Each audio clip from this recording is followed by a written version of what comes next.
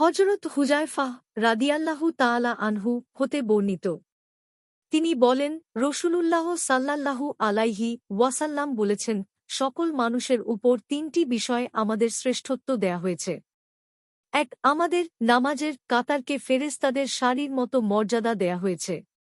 ২. সমস্ত পৃথিবীকে বানানো হয়েছে আমাদের নামাজের স্থান এবং ৩. মাটিকে করা হয়েছে আমাদের জন্য পবিত্রকারী যখন আমরা পানি পাব না। মুসলিম ৫২২, সহিহ আল জামি ৪২২৩, ইরওয়া ২৮৫, সহিহ ইবনু খুজাইমাহ ২৬৪, সহিহ ইবনু হিব্বান ১৬৯৭। মিশকাতুল মাসাবিহ ৫২৬। হাদিসের মান সহিহ।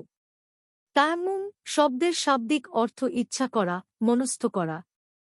সারি পরিভাষায় নামাজের বৈধতার লক্ষ্যে মুখমণ্ডল এবং হস্তদ্বয় মাসাহ করার জন্য পবিত্র মাটির মনস্থ করা। এটি এ উম্মাতের জন্য নির্দিষ্ট।